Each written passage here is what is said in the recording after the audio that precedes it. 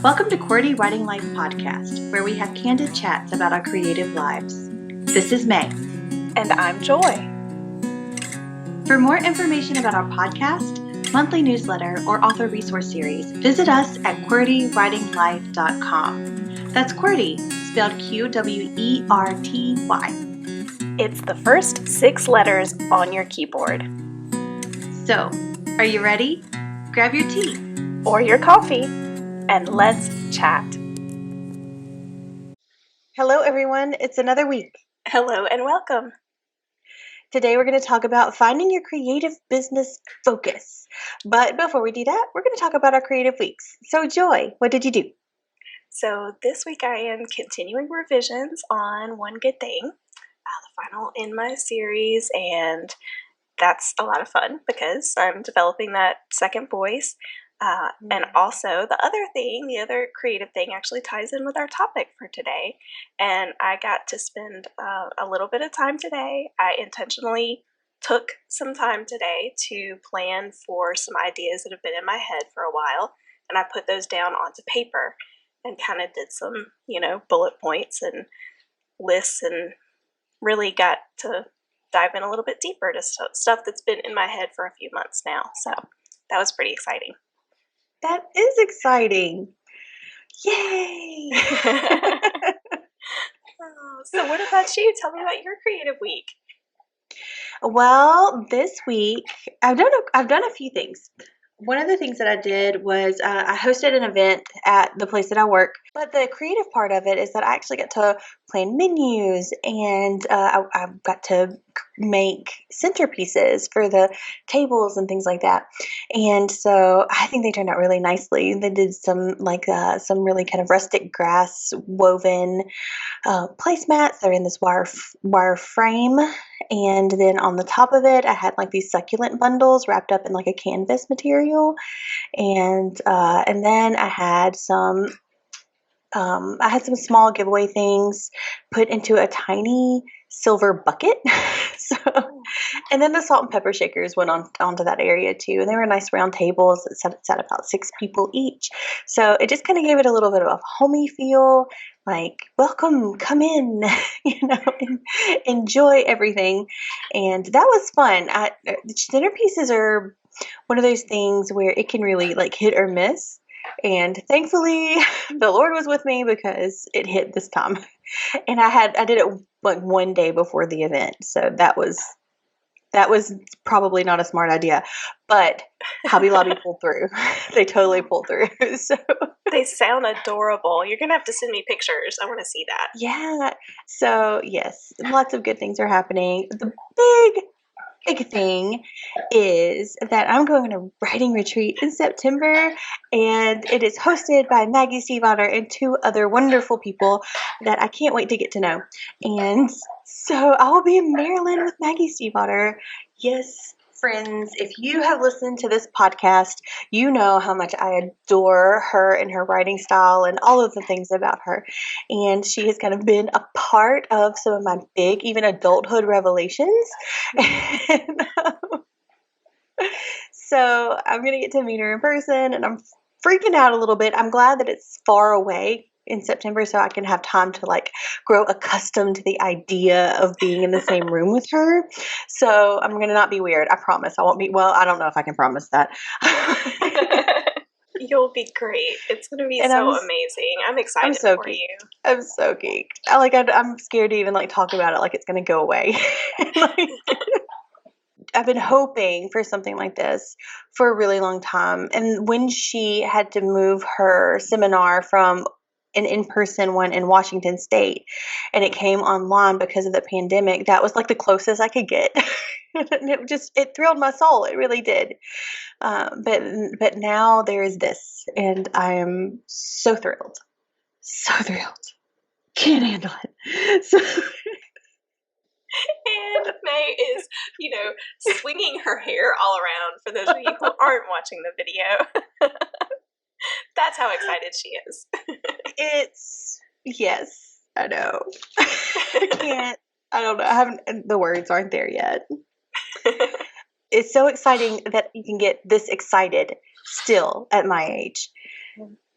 if that makes any It's sense. like when we were kids for Christmas or your birthday or something like that, Mhm.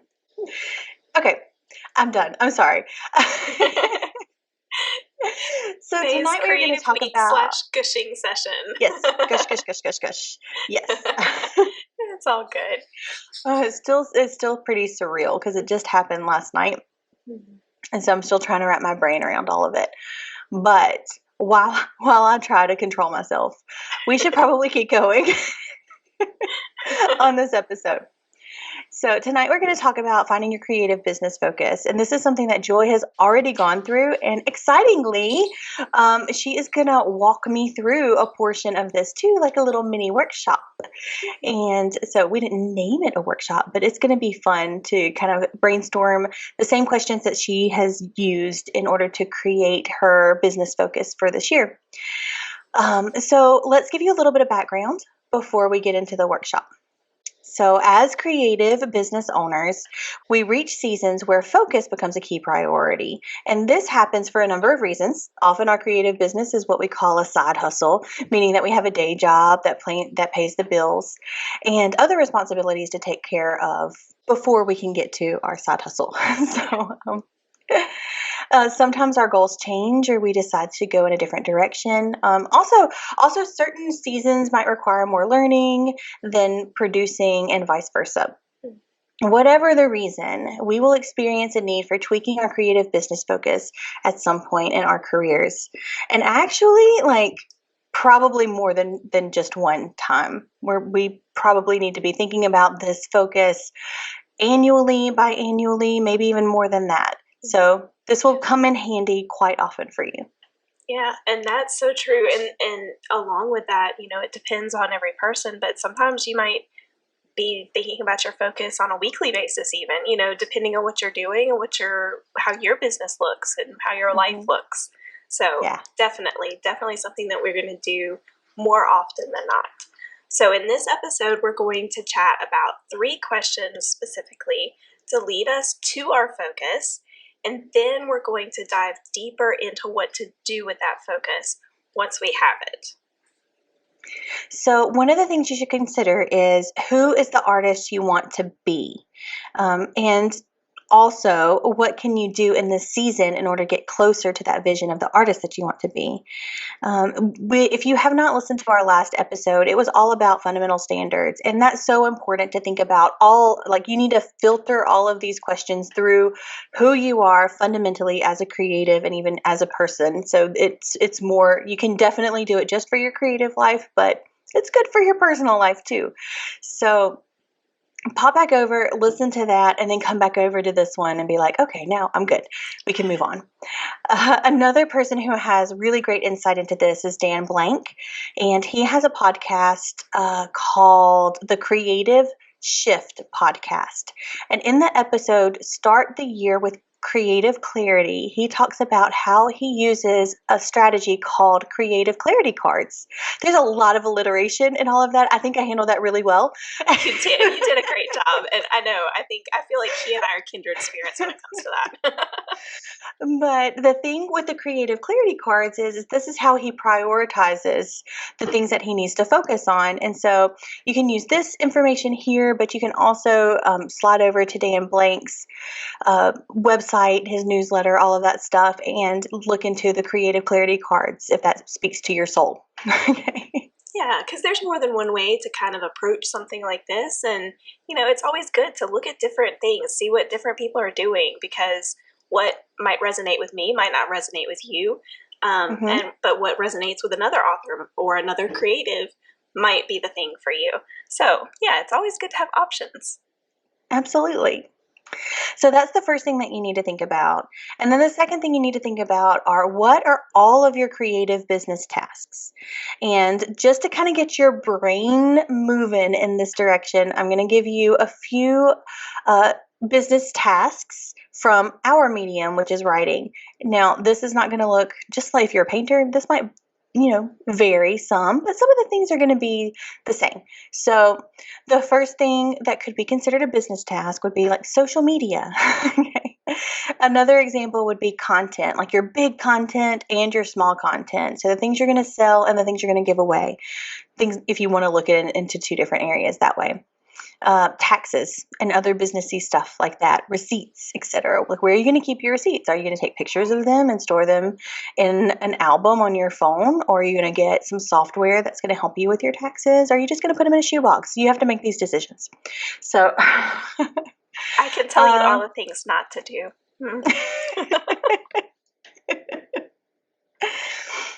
So emails and networking. So like talking to bookstore owners and going to the library and making friends with librarians, things like that. Oh, goodness. Events and speaking engagements and sales opportunities like in festivals or setting up in record stores if your book is about music or something like that. There's ways that you can really drum up some business in that way.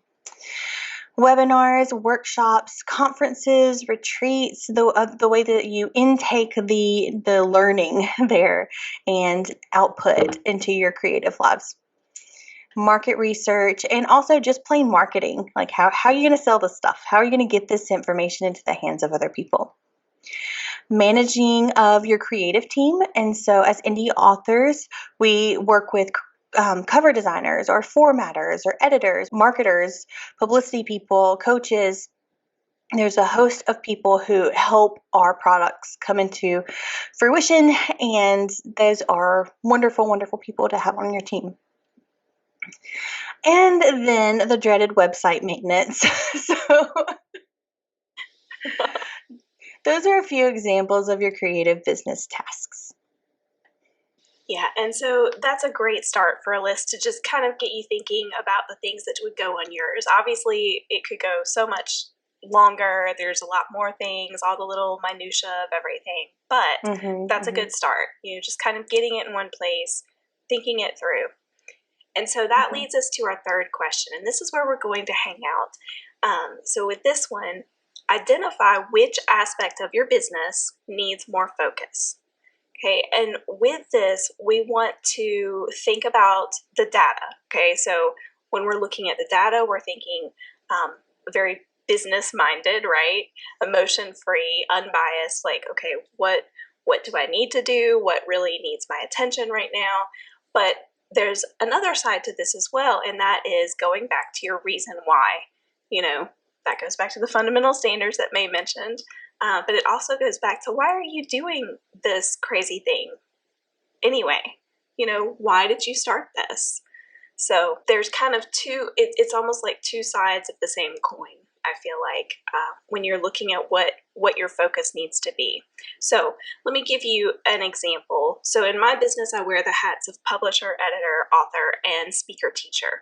While most of my income comes from my editing, I have actually decided to put more of my focus on my books and on marketing them this year, which means that I'll be reaching out to readers more than I would be to indie authors. In the past, my focus has always been more driven on the data, like the bottom line, like, what do I need to be doing? And this is a little bit more of a focus on my reason why. So I'll get more to that in a little bit. So this has required me to alter my focus when it comes to marketing and content, also the time that I spend and where I prioritize my money. So all of these things, it changes the way all of that goes. I've also had to consider what opportunities I need to pass up for now and which ones I actually need to pursue instead. So it just kind of requires a shift in a lot of different ways when you change your focus or switch your focus for, a short amount of time or for a longer season. Either way, I think you'll find this. So I'm going to be spending more time reaching out to book clubs and libraries. I've improved my web pages and marketing materials that are specifically geared toward these groups. So this is like your advanced information or one sheets that go to libraries, bookstores, things like that. Also my book club pages. So I actually have easier access to acquire book club kits, which can be a tongue twister. But I've just made all of that easier for people to get to and to get in their hands with a lot fewer steps. So the next stage of this shifted focus will include seeking ways to reach more of these groups. For instance, I'm kind of dabbling in the idea of relaunching my online book club, but in a different way, perhaps in a Zoom format instead of a Facebook Live, maybe. The Zoom thing would allow it to be a lot more interactive. And I feel like that's what I was missing when you're on social media, which is great, but it's just me talking. And yes, people can comment, but this would be actual back and forth banter sharing of books. So that's one of the specific things. And I told you I was going to come back to the reason why. So there's actually a few reasons for altering this focus. First, as an author, my first desire is for readers for my stories. While editing funds my writing, I also realize that my book sales aren't going to grow until I exponentially grow my readership. So there's the data part actually coming back in here. It's not just emotion. So the steps that I take now to boost my reader reach will add in book sales of my currently published books and the 2 that come out later this year. It's also going to put me at a much greater advantage straight out of the gate for my next series of books than I had for this current series. So finally, I have to be true to my original intent. And in the beginning of this crazy, crazy journey that I took, all I wanted to do was to write and publish books to be read by amazing readers around the world.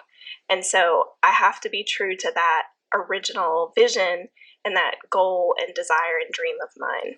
So there we go. That's how, little example of how my focus has shifted just a little bit coming into this new year. Yeah. Thank you for sharing that. That's like pretty detailed and a bit vulnerable too, because you're sharing your why with the world and trying to figure out how all of this fits in together. So thank you for that. This flows really, really well into our deeper dive into that focus once we have it. So here are some more questions that help Joy identify some tangible action steps to support her focus. These are ones that I have not actually answered yet. So I wonder what we'll workshop. I think I know. So first of all, she answered the question, who is your audience for your designated focus? Then the next question would be, what is your product or your content? And finally, how will this focus affect your audience, and how can you drive the benefits of this focus to them? I love these questions. Oh, I'm so glad you do. I think that they're good questions, and I think that they can be tweaked and altered for whatever medium you happen to be creating in. So these are the questions that help me kind of fine-tune my focus for this year. So now that I've given my example, we're going to revisit these 3 questions, and I'm going to actually ask them to May. So on the spot, she is going to be answering these and thinking through this for herself. So first of all, let's go back to that third question, the one about focus. So identify which aspect of your business needs more focus. Yeah, so this is one that I actually had a little bit beforehand, so I was able to have a few minutes of thought behind this one, which I'm glad, because I feel like this is one that you probably need to have some in-depth thought with too. True. So thank you, Joy, for being my business coach. I appreciate that. Can I add that to my list of roles? Yeah, totally. I'm going to use this for my business plan. Absolutely. So yes. Put that on your task list. Check. But as I was thinking about like where I am in my author journey and all of that stuff, I really hate to say author journey, but there's really not a better phrase for it. So I don't know. I'll have to think about author it. Author adventure. Ooh, an author and adventure. It's alliterative. Yes, I do. Think that you love So I do have a piece of paper here and I have a pencil because I'm going to take notes about this thing. But so I was thinking about this a little bit, and I have currently 2 books out. So I've jointly written a book about critique partners with Joy, and so that's a nonfiction book. And then my second book is a poetry book. So 2 different genres, 2 different pen names. And so what I really feel like I need to focus on is the actual writing, like producing content in order to reach an audience with. So that's going to be my focus, writing more. And because I have the job that I have, and I have 2 wonderful children and a sweet husband and a pup that needs my attention as well. Oh, he's asleep. He's so cute. He is He's just the most cute. precious thing ever. Oh my gosh. Yeah, he's fairly new. He's like 6 months, 7 months old. And he's adorable. I'll have to take a picture later and send it to you. But that's going to be a bit difficult because writing takes time, and time is something that I'm a short supply of. So I know that there are things that I'm doing now that I probably could potentially cease and desist and put some really dedicated time to the writing. I just don't know where yet, but we'll figure it out maybe. So that's a long way of saying the focus is going to be writing more. Well, there we go. So we have something in common. Yes, we do. And so I guess I have to ask, because you write poetry, but you also write fiction. So do you have, and nonfiction. Why do I always forget that? Like, you are like the trifecta. So we did that together. I know. That's really sad. And there's more. We've already planned out more books. It's like selected amnesia. So crazy. But anyway, since you write in different genres, which one is there one in particular that you're wanting to focus on in this season? And even if you have more than one, I think just for the purposes of this, like, maybe let's focus on one in particular to kind of brainstorm through like some of the deeper stuff with that focus. I do have a focus, and yes, the answer is yes. I have a focus. And I've actually started working on a fiction novel already, but I also want to work on short stories because I want to get better at writing fiction. So poetry comes naturally. It's just something that has happened ever since I was young. And nonfiction actually it's not quite as difficult as fiction is for me because I've been so used to. I had 6 years of college that I was able to really pump out some nonfiction papers and things like that. But also, whenever you are passionate about a nonfiction topic, it just seems like it flows. You have all these things you want to say, and the topics you want to speak on, and your ideas about that. You know where it's going. With fiction, it's more of an adventure and a bit of a mystery for an author, I think. Even if you have a timeline and an outline and all of these things, it can still surprise you. So I want to learn more about fiction. Well, that is a good focus. I like that. So with that in mind then, so more focus on writing, specifically the fiction. I think these first 2 questions really kind of go together. They kind of intertwine a little bit. So I'm going to ask them both at the same time. So who is your audience for your designated focus, and what is your product or content? Okay. My audience is a bit of a mystery as well because I don't have a fiction audience as of yet. Well, then that's a perfect starting point because every author starts there. So that can be part of your focus potentially, is as you're writing. And I'll be honest, because I did a lot of things in not the right order. Okay. So I can speak to this. A lot of people, like Dan Blank, for example, talks about how, some of the things that you should know much earlier on in the process, even in the writing process. And one of those things is, who is your ideal reader? So if you kind of start getting some ideas of who your book is like, what other books are similar, he has this whole system, actually. Just go to his website. It's the best. And he's been doing some workshops on Fridays at lunchtime. Maybe he'll do some of those again. And then also his podcast, of course. But and I'll put that in the show notes. It's We Grow Media is the name of his website. But and I've heard a number of other people talk about this, but finding your ideal reader does take a lot of research. It does take a lot of looking into those comp titles and things like that. But you're basically, and I've heard some use the term avatar, like you're actually like making a little avatar of who your ideal reader is. Like you're going to find out things about this person, like what do they do? Like what are their hobbies? Like even things like that you wouldn't think, why do I need to know that? But it helps you picture that one person as you're writing and as you're polishing and as you're thinking about marketing and all of these things. So that could potentially be a part of your focus during this time as you're writing. So I saw a light bulb. Yeah, I have a friend. Her name's Catherine. I think she's my avatar. Perfect. Yes, I can see. I'm starting to ponder. And see, I can see on this side where having a person in mind when I was writing would have helped with some things, like, you know, envisioning that particular reader with that book in their hands. So even in the early drafting stages, not to mention later when you're actually thinking about, okay, what's my marketing plan going to be to launch this, you know, but in those early stages. So I love it. The hard part is going to be like we have the same sense of humor, and so things that we think are funny might not be universal. So that's going to be the hard part, I think. But that's okay. We can work on that. That comes later when pen comes to paper. There you go.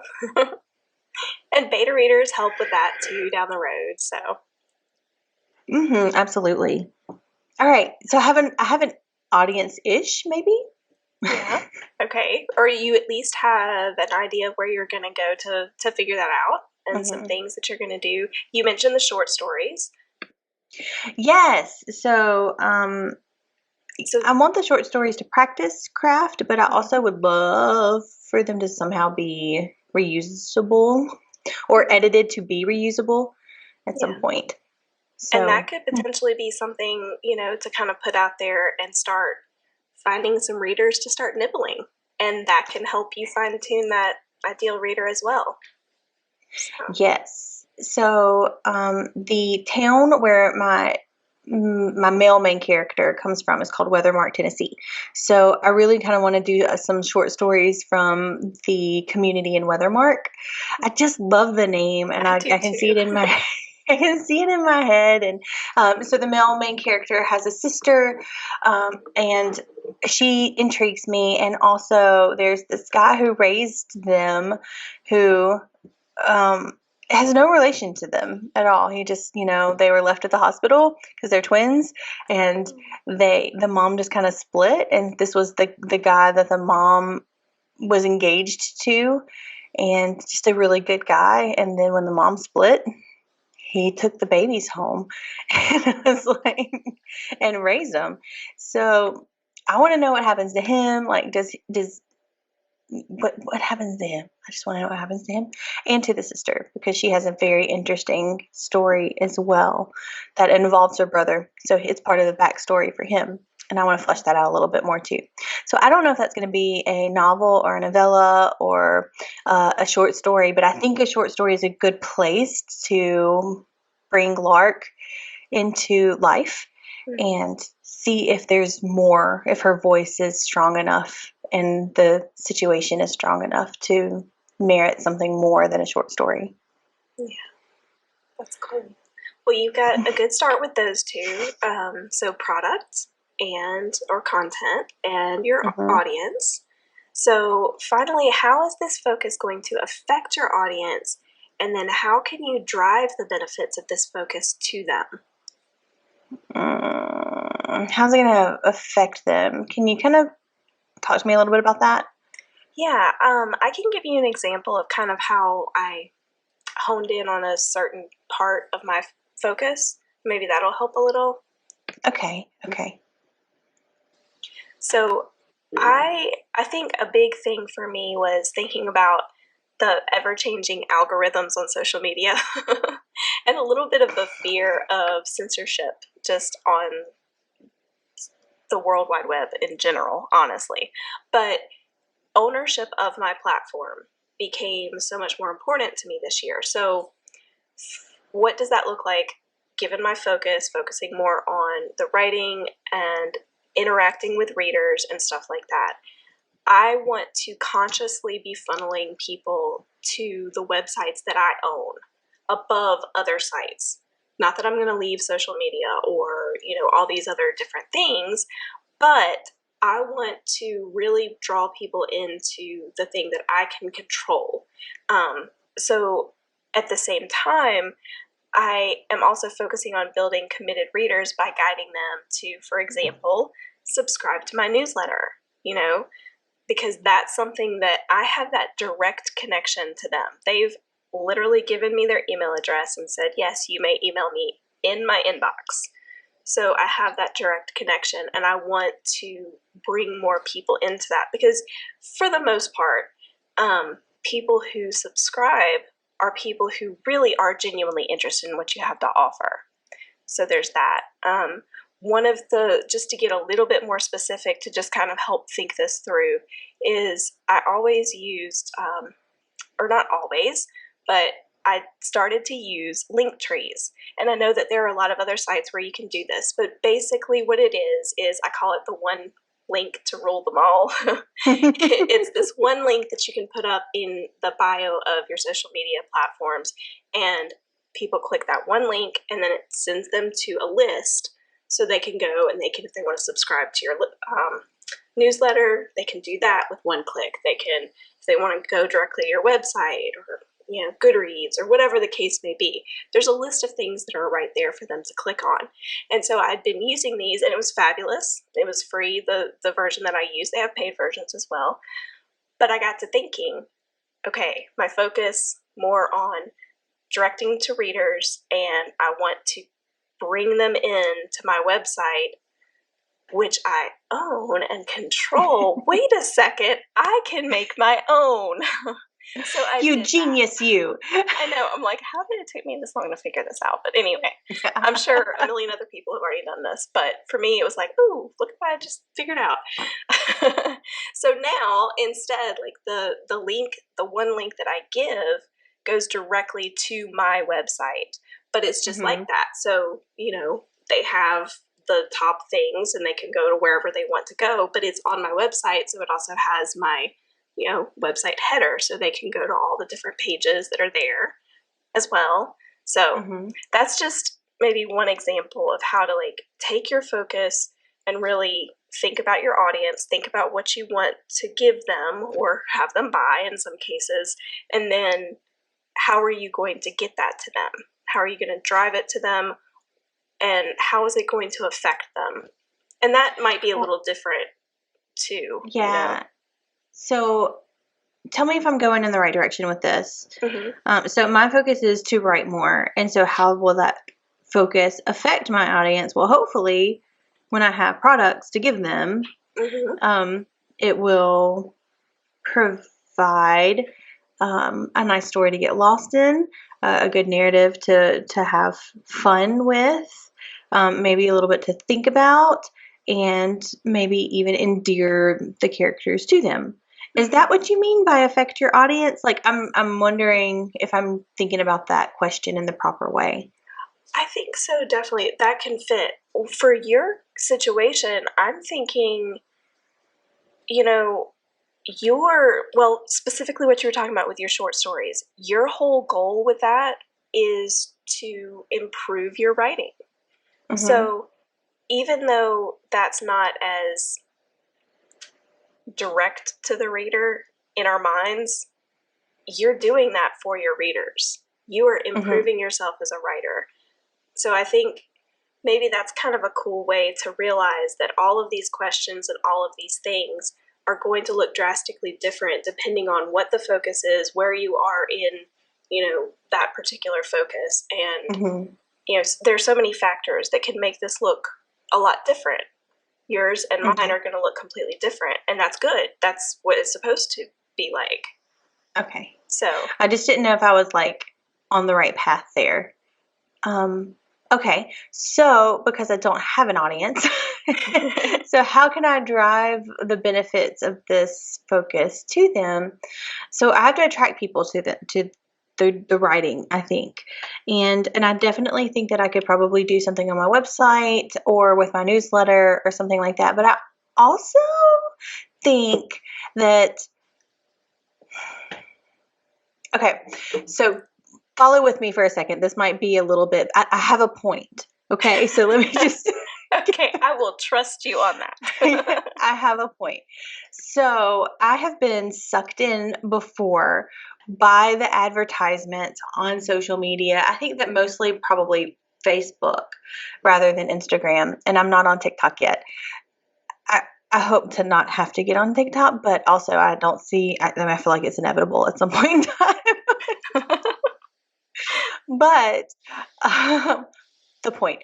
Okay, so in some of these advertisements, there's like this really nice picture or whatever. It's generally like something like drawn, which I love, and then in the comments, it will start telling you the story, and so you read like a significant portion. Like the comment's long, very very long, and it'll take you through this story until you get to a point where something important happens, like somebody almost dies or somebody gets stolen or somebody like there's some big point. And it's a serial, so in order to finish it you have to like subscribe to the serial site, and that's how you can read the rest of the story basically. So it's like, if you want to know more, it's $9.99 or whatever. you know so that got me thinking that yes, I would like to know more, but also I'm an extremely stubborn person, and so I don't want to. I don't want to be duped by this marketing scheme. So, so it takes me a minute, but I have to let it go. But I thought how interesting could potentially be as a marketing strategy to help gain your audience, in that you could have this really cool visual in the comment section. You can start off with your short story, but instead of charging somebody money in order to finish it, it might be a sign up to the newsletter or something like that in order to access the page that has that short story on it. So, And you've already piqued their interest, so they could very well be your ideal reader. yeah, and hopefully I'm attracting readers in that way. Even if they're writers too, you're generally a reader first, right? So if I'm attracting someone, even if it's a writer, by a story, then hopefully it will attract the right kind of people who would be interested in what I'm writing and the content and the product that I plan on providing in the future. I like that. And you know what I'm noticing and what I'm thinking as we're talking through these things? What you're doing is something that is going to lay groundwork and help you so much when you're ready to launch that book. So those are things that every writer should be doing at this stage, but most don't. I didn't do a lot of these things. There are a lot of things. Some short stories.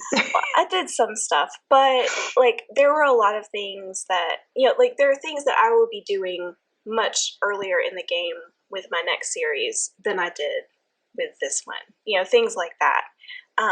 So while you have your focus and your focus is writing and your focus is, putting out more content and all of that, you've also got a learning aspect in this where you're working on these short stories to sharpen your craft.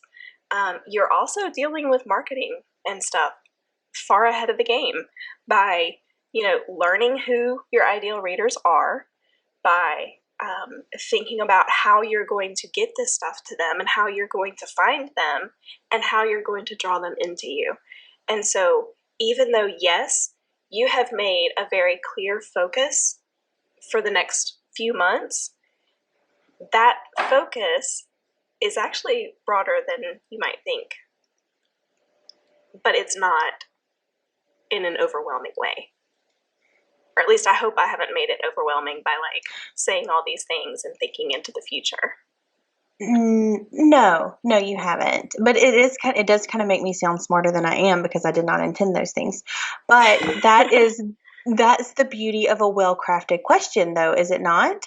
So if you have the right questions, then you can provide answers for sometimes more than what you expect. Yeah, that's true. That is so true. Mm-hmm. So, and questions are so important in critique partnerships and stuff too. So we understand the power of a question, yeah. and so I think you've crafted these really well. And Well, and I think too, as as creative business owners, we have to be asking ourselves questions often. We talk about evaluating ourselves often, but a big part of evaluating is asking questions, because how else can you evaluate? So yeah, that's true. Yeah, You're interrogating yourself pretty much. Yeah. Nicely. No, you're having a friendly little Q&A over coffee. Come on. It's like good cop, good cop. Until you need but you need to get to work. Yeah. So hurry up before bad cop comes. Yeah, exactly. So I think so do you feel like that kind of answered, you got some answers for each of those? You kind of have a little bit of an idea of where you're going with this? Yeah, I was just looking over my notes real quick to see if I had any further questions, since I have you in a captive audience situation. And I feel pretty good about that. Thank you. There always is so much more. It's really kind of cool. I love digging and finding new ideas and things that all go together in different ways and surprising myself. So that's always kind of fun. So I'm glad that happened for you too. So well done, Coach. Oh, thank you. Before we close out, there are two more kind of sets of questions that just kind of bring all of this home, because you want to find that focus, then you want to figure out how to really hone in on and deepen how you're going to accomplish that focus, or work toward that focus. So a couple more things just to close out with. The first set of questions are, how much time do you actually have to devote to these things? And then how much can you conceivably accomplish? And sometimes it's not the answer that we want to give, but we have to be honest here. And then the next step to this is to mark on your calendar the days and times that you have to devote to your focus. And it's something about writing it on that calendar that makes a huge difference. Yeah, and respecting your efforts enough to actually follow through with what you've written on your calendar. You just got to start. You got to start, and so if you give it your all during the small amount of time that you have, even if it's just a smidge on a calendar, like this dust mote on a calendar, if you give it everything that you've got during that amount of time, then the feeling of accomplishment can help maybe find you a little bit more time, or maybe instead of doing something else, you're like, I want to work on my story, or I want to work on my craft, or I want to work on my medium, whatever it is. It gives you that push and that desire to work through a little bit more. So you deserve to enjoy that feeling of accomplishment, because you are making purposeful movements toward your goals. Oh. And that's a big deal. It is. I love the way you said that. And that leads us right to our QWERTY challenge, which you guys know what it's going to be. Do it and start. Yes. That's pretty much it. Exactly. Look at these questions and do the things that we've done here in this episode. And don't forget to start. Yeah. So we hope that you guys have a fantastic week. And go make something. Bye. Bye.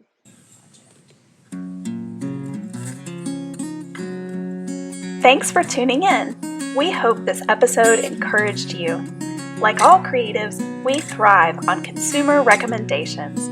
So please consider leaving us a review and sharing our podcast with your creative friends. If you'd like to continue this conversation, visit us on our website at QWERTYWritingLife.com or on Instagram at QWERTYWritingLife.